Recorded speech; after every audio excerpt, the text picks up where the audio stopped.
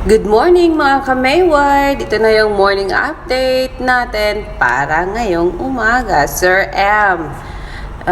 Just Emerson. Just Me Emerson. Nag-post siya sa Twitter. Ngayon, hindi tayo pwedeng basta-basta kumuha ng picture pala. Kasi last time, akala ko Star Cinema galing yon. It was just a fake photo made by someone. Okay, so this time we need to be accurate on our photos kung saan galing, kasi hindi tayo basta-basta magbigay ng fake news. Baka magalit sa atin si Maymay. Charot. Okay, just Sheena, I'm sorry I had used your photo. I thought it was from Star Cinema, but it was not from Star Cinema, but it was yours. So I'm so sorry to use that photo. Next time around, I will be very careful in doing my research. Okay, okay, let's go. This time, this is legit. Okay, because this is from Assistant Director Sir M ng ABS-CBN. Sabi niya, good morning. Ito na yung hinihingi nyo. #30. Ayan. So, ang sabi ng mga nakakita nito, Sir M, mas marami pang exposure yung mga bushes, yung mga halaman, kaysa kay Maymay at saka kay Tony. Pero nakita naman natin na itong video na to, leak video na si Maymay and si Tony wearing pink. So, kung makita ko pa yon, idikit ko dito. But yes, this is legit. This is from Sir M. So, sabi niya, ito na yung #30 na hiningi nyo. Ayan, ito na ngayon sa serye nila. Kaya dahil sa pa-teaser ni Mr. M, ni Sir M, sabi ng iba, wala bang full body niyan, Sir M? Kalahati lang ba talaga? Ayan, sabi ni Kan, I can see you. Grabihan si Sir M. Bakit kaya pink ang kanilang kasuotan? Thank you, sir. Kahit ganyan lang, masaya na din. Basta, tuloy ang piyesta.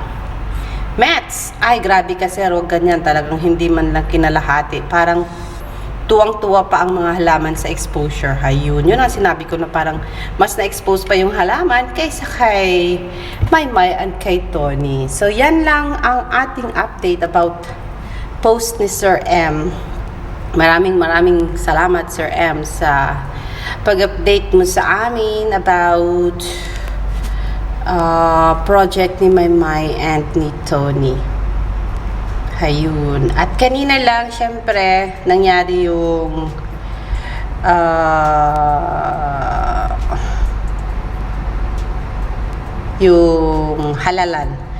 Halalan 2022 campaign. Ang sabi ni Skyrocket, Maymay and Edward are good ambassadors of promoting proper awareness on the importance of voting registration. Ayan.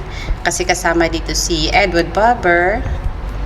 And yes, dito naman si Maymay and Edward nung nagpa-register to vote na magkasama silang dalawa. Ayan po ang pinaka-update natin. And yeah, tama naman talaga kasi din. Kailangan din naman na kasi nating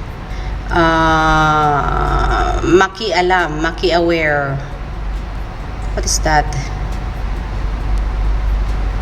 Sa kung ano ang nangyayari sa paligid natin, since citizen naman tayo ng Pilipinas. So it's just alright na makigulo tayo at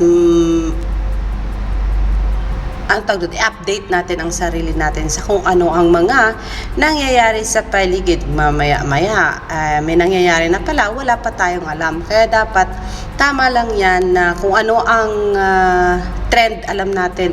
O ano nangyayari, alam natin. At kung ano ang paparating pa, dapat alam din natin. Gaya na lang ng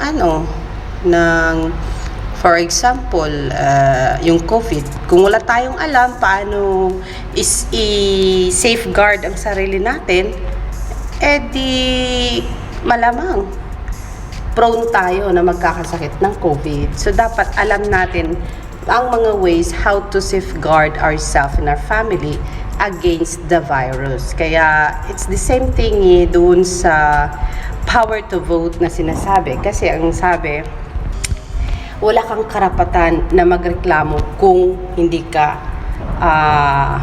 nag-exercise ng karapatan mo to vote.